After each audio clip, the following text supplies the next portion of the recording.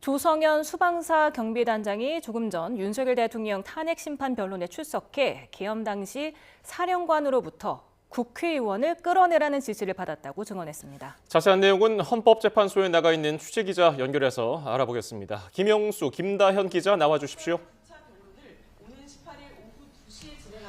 네, 헌법재판소에서 윤석열 대통령의 8차 변론기일 소식 전해드리겠습니다.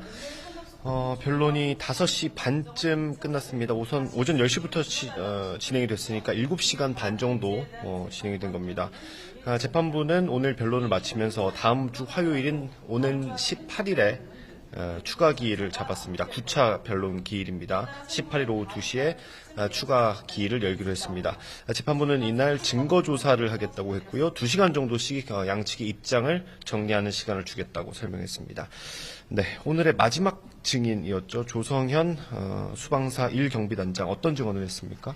네, 오늘 오후 4시부터 정영식 재판관의 직권신문이 진행이 돼서 주로 국회 봉쇄에 관한 질문을 이어갔습니다.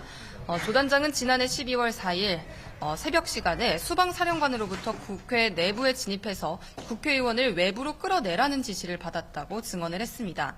이 정확한 표현이 본청 내부로 들어가서 의원들을 끌어내라였다면서 자신이 해석이 개입된 것이 아니라고 말했습니다. 또 의원을 끌어내라는 지시에 상당히 당황을 했었다면서 특전 사령관과 소통할 것을 건의했다고 얘기도 했고요. 조 단장은 이 같은 지시를 들었던 군인 그 누구도 이를 정상적으로 생각하지는 않았을 것 같다고 자신의 생각을 정리하기도 했습니다. 네, 조성현 단장에 대한 증인신문이 진행될 때는 윤석열 대통령은 대기실에서 지켜봤고요. 앞서 있었던 김봉식 전 서울경찰청장에 대한 증인신문은 다 지켜봤습니다. 증인신문이 끝난 다음에 윤석열 대통령이 발언 기회를 얻었는데요. 김 전 청장에 대해서 영어의 몸, 그러니까 감옥에 갇힐 게 아니라 칭찬받아야 할 사람이라고 생각한다고 밝혔습니다. 그러니까 계엄 당시에 맡은 임무를 제대로 했다는 취지였습니다. 김봉식 전 청장은 어떤 증언을 했습니까? 네, 김 전 청장은 대통령이 주요 인사 체포를 지시하거나 방첩사를 지원하라고 지시하지는 않았고 오히려 질서 유지를 당부했다고 이야기를 했습니다. 당시 현장을 지휘했던 내용을 구체적으로 오늘 증언대에서 이야기를 했는데요. 당시 국회의원을 포함한 일부 인원의 출입을 국회 출입을 허용했다고 설명을 했고요. 다만 포고령이 발표된 이후에는 이 전면 차단하라는 지시를 내린 사실을 오늘 확인시켜주기도 했습니다. 이후 계엄이 해제된 이후에는 윤석열 대통령이 전화를 해서 의원들을 국회에 잘 넣어줘서 상황이 빨리 정리됐다, 수고가 많았다 이렇게 이야기했다고도 했습니다. 네, 오늘 오전에는 조태용 국정원장에 대한 증인신문이 있었습니다. 조 원장은 홍정원 전 국정원 1차장의 증언에 대해서 거짓이라고 생각한다고 말했습니다. 특히 정치인 체포 명단이 적혀 있었던 홍정원 전 차장의 메모 그리고 증언의 신뢰성에 대해서 강한 의문이 있다고 강조하기도 했습니다. 그래서 그걸 신뢰성이나 정확도 같은 걸 따져봐야 한다라고 말하기도 했습니다. 홍정원 전 차장의 메모가 뭔지 다시 한번 좀 정리를 해볼까요? 네, 먼저 홍 전 차장의 주장부터 다시 한 번만 정리를 해드리자면 홍 전 차장은 지난 5차 변론기일에 증인으로 출석한 바가 있고요. 당시 이렇게 이야기를 했습니다. 여인영 전 사령관으로부터 체포 명단 이야기를 들어서 자신이 직접 메모를 했었는데 너무 휘갈겨 썼기 때문에 알아보기가 어려웠고 그래서 자신의 보좌관에게 다시 한번 써달라고 얘기했다고 말을 했습니다. 이때 대통령 측은 이걸 옮겨 적은 보좌관이 없는 것 아니냐 이렇게 질문을 하기도 했었는데요. 그런데 오늘 증인으로 나온 조태용 원장은 자체적으로 확인한 내용이라면서 사실과 조금 다르다고 얘기를 했습니다. 일단 홍 전 차장이 쓴 원본 메모가 있고 보좌관이 이 메모를 보고 쓴 메모, 이후에 홍 전 차장의 지시를 받고 보좌관이 다시 쓴 메모까지 모두 3가지가 있다고 얘기를 했고요.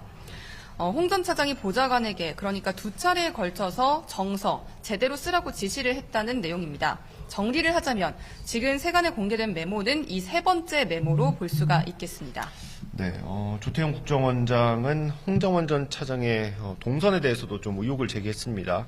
홍 전 차장은 계엄 당일 밤 11시 6분에 여인영 방첩사령관과 통화하면서 체포 명단을 적었다고 밝힌 바 있습니다. 이때 국정원장 공관 근처 공터 어두운 곳에서 이걸 썼다고 얘기했는데 조태용 원장은 CCTV를 확인한 결과 홍 전 차장이 그 시간에 자신의 사무실에 있었던 사실을 확인했다고 밝혔습니다.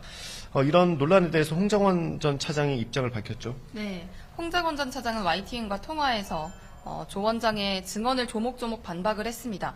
먼저 밤 11시 6분 자신이 공관 앞 공터가 아니라 사무실에 있었다는 주장에 대해서는 공관과 사무실은 겨우 3분 거리에 불과하다면서 CCTV로 전체적인 동선을 공개해야 한다고 이야기를 했고요. 또 메모에 대한 전반적인 사실관계는 인정하긴 했습니다. 다만 조 원장이 이 같은 논란을 제기하는 것은 신뢰성 물타기라고 이야기를 했습니다. 또 자신이 보좌관에게 다시 메모를 써보라고 지시한 이유는 마지막으로 체크하는 차원이었다고 했고, 또 오늘 있었던 인사청탁 주장에 대해서는 자신을 좌표 찍고 몰아가는 것이라고 강하게 반발했습니다. 네, 윤석열 대통령에 대한 탄핵 심판 7차 변론기일 8차 변론기일 마무리됐고요.